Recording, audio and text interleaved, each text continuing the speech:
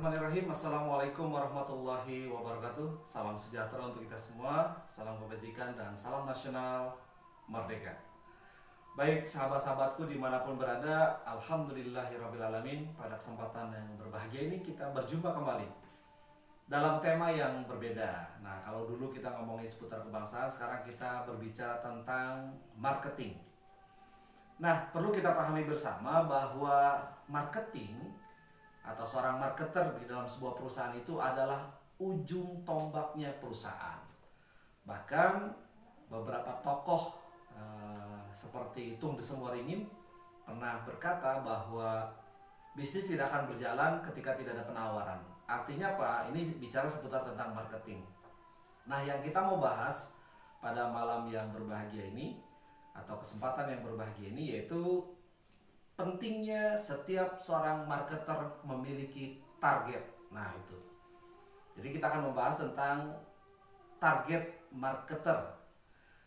Seorang marketer harus memiliki target yang jelas dan terukur.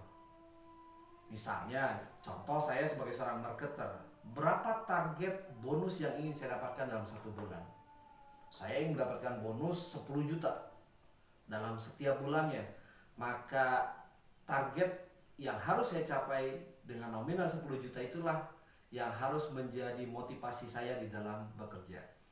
Nah, yang perlu kita pahami juga adalah tentang membangun mindset kita, membangun pola pikir kita atau cara pandang kita. Yang pertama, kalau kita sebagai seorang muslim atau kalau kita memiliki keyakinan, kita harus percaya bahwa Allah Subhanahu wa taala itu Maha Kaya. Allah itu Maha Pengasih dan Allah juga Maha Penyayang. Tuhan itu Maha Kaya, Tuhan yang Maha Kuasa itu Maha Pengasih dan Maha Penyayang. Mindset ini penting harus kita bangun di dalam diri kita sebagai seorang marketer. Kenapa penting? Karena kalau kita meyakini bahwa Allah Subhanahu wa taala itu Maha Kaya dan Maha Pengasih, Maha Penyayang, dengan begitu kita akan memiliki optimisme di dalam bekerja. Kita percaya bahwa Allah itu Maha Pengasih dan Allah itu Maha Penyayang. Berapapun target yang ingin kita capai, selama kita memiliki keyakinan Allah itu Maha Kaya, buat Allah itu sangat mudah. Jangankan 10 juta, Allah bisa saja memberikan target kita misalnya 1 miliar dalam satu bulan. Itu nggak ada sesuatu hal yang nggak mungkin buat Allah gitu. Tapi kita nggak usah terlalu muluk hari ini. Kita membahas tentang target yang ingin kita capai terlebih dahulu. Nah, dengan kita meyakininya bahwa Allah itu Maha Kaya dan Allah itu Maha Pengasih lagi Maha Penyayang, maka itulah bentuk kita memuliakan Allah. Gitu ya. Itulah bentuk kita memuliakan Allah. Itu mindset yang pertama yang harus dimiliki oleh seorang marketer. Kemudian mindset yang kedua, ini kita belum bicara tentang bagaimana cara kita mencapai target ya. Tapi yang kedua yang harus kita bangun juga mindsetnya adalah memandang bahwa tempat usaha kita atau perusahaan kita atau bisnis kita yang sedang kita kelola itu adalah sebagai alat karunia dari Allah Subhanahu wa taala.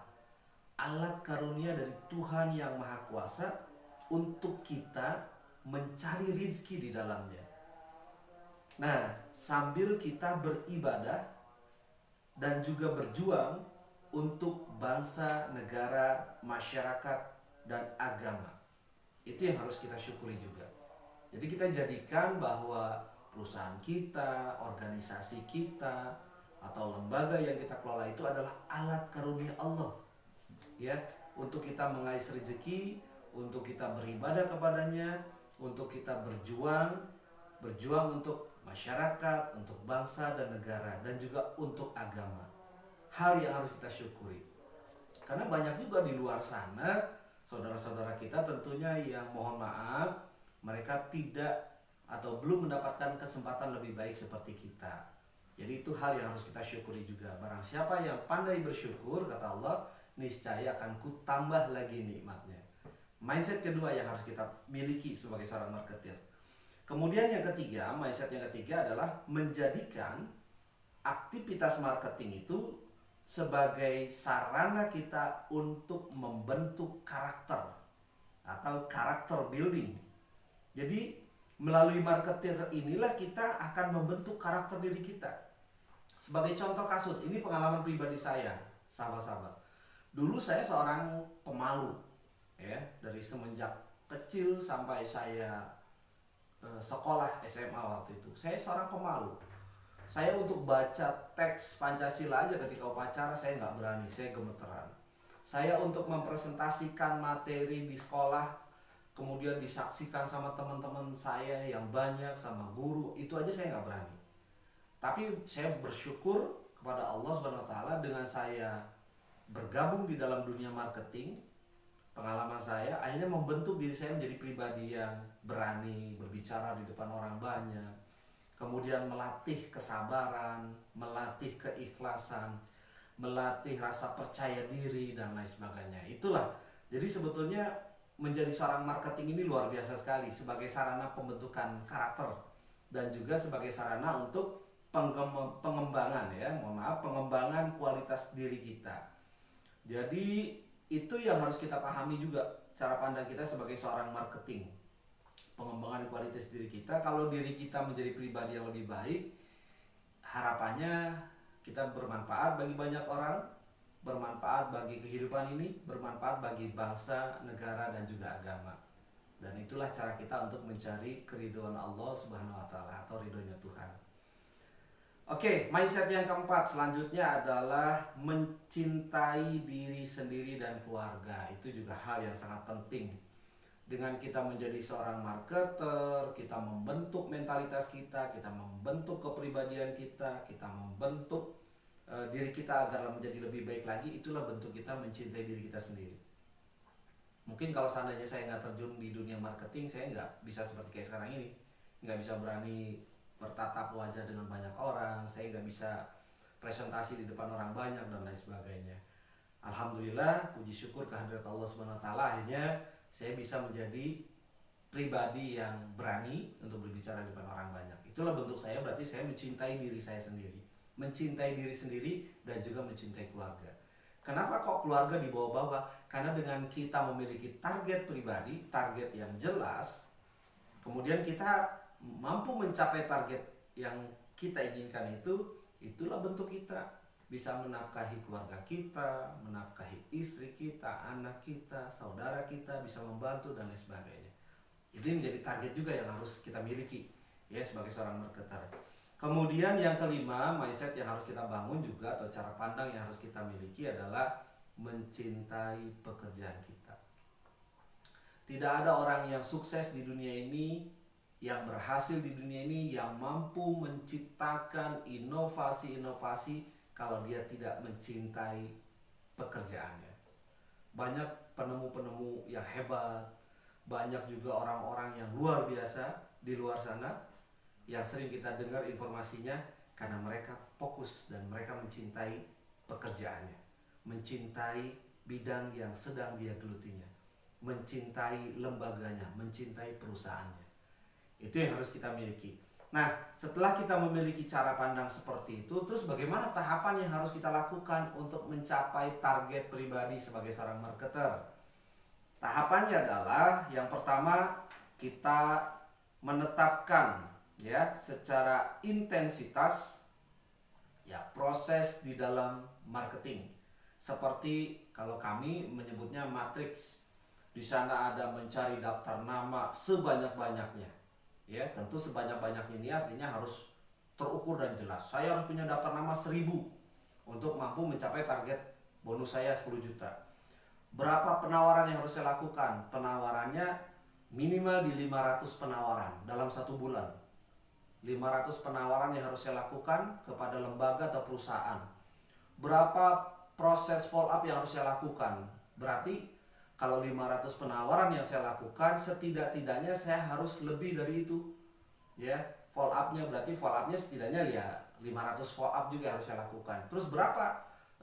Saya targetnya menggiring survei untuk berkunjung, karena kami bergelut di dunia wisata edukasi. Jadi bagaimana menggiring lembaga untuk berkunjung terlebih dahulu, survei ke tempat wisata yang kami kelola, gitu. Jadi targetnya gitu, survei, giring mereka untuk survei, lihat wahana yang kita bangun, kemudian disitulah baru ada proses transaksi, ya, mengarahkan mereka untuk booking dan deal untuk berkegiatan di tempat kita. Jadi bagaimana kita tahapannya menetapkan intensitas ya dari mulai pencarian daftar nama sampai dengan proses penawaran, kontak, follow up ya. Tentunya berdasarkan target pribadi masing-masing. Dan itu harus dilakukan secara simultan, secara efektif. Ya, jangan sampai kita asal-asalan juga. Itu presentasinya asal-asalan, yang penting kelihatannya banyak tapi nggak ada kualitasnya, nggak efektif. Nah, itu nggak boleh. Jadi simultanismenya harus terus berjalan, ya. Kemudian secara profesional juga kita lakukan, kualitasnya juga jangan diabaikan dan harus efektif, ya, harus efektif. Itu tahapan yang pertama. Tahapan yang kedua, melakukan controlling matrix setiap hari, ya, kepada seluruh marketer. Kalau saya berarti saya harus memastikan, karena saya sebagai seorang leader, saya harus memastikan bagaimana matriknya hari ini bagi setiap marketer. Tapi kalau buat teman-teman yang sebagai seorang marketer, tiada hari tanpa kontak, tiada hari tanpa penawaran, tiada hari tanpa follow up, tiada hari tanpa menggiring orang untuk survei. Itu yang harus dilakukan. Jadi memastikan teman-teman harus terus isi tahapan demi tahapan di dalam proses matriknya itu. Tahapan matriknya harus selalu diisi, dicek lagi. Oh iya, hari ini saya belum sesuai nih target saya. Seharusnya hari ini 10 saya presentasi, tapi hari ini baru cuma mencapai 7 lembaga yang saya presentasi. Berarti kita minus 3 lembaga, artinya kita punya hutang gitu. Karena kalau untuk mencapai target itu sesuatu hal yang nggak bisa ditawar-tawar, teman-teman. Nggak boleh ditawar-tawar, itu udah rumusnya seperti itu. 10 lembaga yang kita lakukan penawaran, maka insya Allah paling tidak ada 1 lembaga yang dia akan deal. Itu tahapan yang kedua. Tahapan yang ketiga adalah memastikan angka survei secara rasional dan kreatif dalam menggalangnya. Juga bagaimana kita melakukan dengan cara yang efektif, yang kreatif, ya. Cara menggiring orang untuk survei itu jangan dilakukan dengan cara-cara yang terkesannya memaksa. Itu nggak boleh. Ya, di dalam dunia marketing atau dalam dunia marketer kita memaksa orang itu nggak boleh. Ya, lakukan dengan cara yang baik, lakukan dengan cara yang sopan, yang santun, dan dengan cara-cara yang kreatif. Contoh misalnya, oh iya Bunda, contoh kami di Jabar Rahmat di Lombok ini contoh. Iya Bunda, kebetulan bulan ini kami lagi ada promo loh Bun, promo di bulan Agustus sampai September, promo kemerdekaan. Nah Bunda, kalau mau berkegiatan di tempat kami, kebetulan nih ada potongan harga nih Bun, lagi ada diskon. Diskonnya lumayan besar loh Bun. Biasanya kalau di bulan-bulan biasa itu harganya lumayan tinggi, tapi kalau sekarang karena promo kemerdekaan ini kami ada diskon di 25%. Oh hanya, oh gitu ya, iya. Apalagi Bun, kegiatannya include. Jadi wali murid itu sudah ikut beserta untuk berkegiatan. Nah di situ akhirnya mereka ada rasa ketertarikan. Nah oleh sebab itu Bunda, baiknya Bunda survei dulu deh. Survei dulu ke wahana kami agar Bunda itu punya gambaran. Agar kami ceritanya itu nggak bohong, kami cerita apa adanya. Ada rasa ketertarikan itulah yang akhirnya mereka mau untuk survei. Nah contohnya seperti itu teman-teman ya. Itu tahapan yang ketiga. Tahapan yang keempat adalah mengelola customer yang pernah berkegiatan sebagai market khusus atau andalan. Ini juga penting buat teman-teman, ya. Penting banget. Nggak boleh kita lupakan customer yang pernah membeli produk kita. Kalau bicara tentang produk barang, dalam bentuk barang atau dalam bentuk jasa, dia pernah berkegiatan di tempat kita. Itu nggak boleh dilupakan. Pengalaman saya, ini lagi-lagi pengalaman saya secara pribadi. Ketika kita sudah mampu meng-hire kegiatan customer dia untuk berkegiatan di tempat kita, kemudian kita berikan pelayanan yang excellent, sampai hari ini customer tersebut masih suka hubungin saya. Apapun misalnya status di WhatsApp yang kita tulis gitu seputar tentang perjalanan atau kegiatan marketing kita, dia akan selalu komentar. Contohnya misalnya, iya deh, semangat ya deh, dan lain-lain sebagainya. Dan alhamdulillah ketika saya silaturahim kembali ke lembaganya, dan kita sampaikan juga tentang promo-promo yang kita buatkan itu, akhirnya customer itu deal lagi teman-teman. Customer itu mau berkegiatan lagi. Jadi kalau bisa, customer-customer yang sudah pernah berkegiatan di tempat kita itu dirawat dengan baik, ya. Diberikan pelayanan yang baik, diberikan perhatian. Kalau teman-teman punya rezeki, jangan pelit-pelit lah jadi seorang marketer. Misalnya teman-teman baru habis dapat bonus misalnya 20 juta gitu. Kalau ada rezeki, apa salahnya kita memberikan kenang-kenangan atau hadiah buat lembaga yang kita kunjungi tersebut gitu ya, kita beliin oleh-oleh, atau misalnya kalau anaknya ulang tahun kita hadir ya, itu bagian dari kedekatan emosional juga yang harus dimiliki oleh seorang marketer ya. Baik, tahapan yang kelima ya, memanfaatkan digital marketing. Ini sekarang zamannya sudah digital. Sebagai seorang marketer kita nggak boleh gaptek. Tahu artinya gaptek? Gagap teknologi. Kalau bisa ketika muncul aplikasi yang namanya aplikasi di media sosial itu, kita harus selalu upgrade teman-teman. Jadikan media sosial itu sebagai sarana kita untuk marketing produk atau jasa yang kita punya. Sekarang sudah ada yang namanya Instagram, Facebook, ada TikTok, ada apa lagi? Ada YouTube dan lain sebagainya. Bagaimana teman-teman menjadikan media digital marketing itu sebagai sarana kita juga gitu ya. Sebagai sarana kita untuk memberikan penawaran tepatnya. Jangan sampai teman-teman udah isi paket data di internet, teman-teman udah download aplikasi, contoh misalnya TikTok, tapi teman-teman lebih sukanya itu nontonin TikTok orang gitu ya, tanpa teman-teman membuat konten yang berisi tentang produk atau jasa yang teman-teman miliki. Jangan lupa kalau bikin konten seputar tentang lembaga, perusahaan, produk atau jasa yang teman-teman miliki itu, cantumkan juga di situ kontak atau nomor teleponnya yang bisa dihubungi. Nah, itu tahapan-tahapan dalam kita mencapai target pribadi sebagai seorang marketer. Jadi yuk mulai dari sekarang kita manfaatkan digital marketing, karena ketika kita tertidur pun yang namanya dunia internet, dunia digital dia akan tetap bekerja 24 jam. Bisa jadi kita sudah tidur tapi tiba-tiba ada orang yang terbangun di malam hari lagi membutuhkan tempat untuk berkegiatan, tiba-tiba dia scroll di media sosial, dia menemukan kontak kita atau akunnya kita sehingga akhirnya dia bisa hubungi kita. Itulah hal-hal yang harus kita pahami juga. Baik, tetap semangat buat teman-teman marketing dimanapun berada, tetap optimis, tetap yakin, dan tetap semangat terus. Nah, ayo kita terus berjuang untuk membangun masa depan kita lebih baik lagi, agar kita menjadi pribadi yang bermanfaat bagi agama, bagi kedua orang tua, bagi bangsa dan negara, dan juga bagi alam semesta ini tentunya. Setidaknya kita menjadi pribadi yang baik. Tujuannya adalah untuk mencari ridho Allah Subhanahu wa taala. Terima kasih. Saya akhiri, wabillahi taufiq wal hidayah. Wassalamualaikum warahmatullahi wabarakatuh. Tetap semangat, salam nasional, merdeka.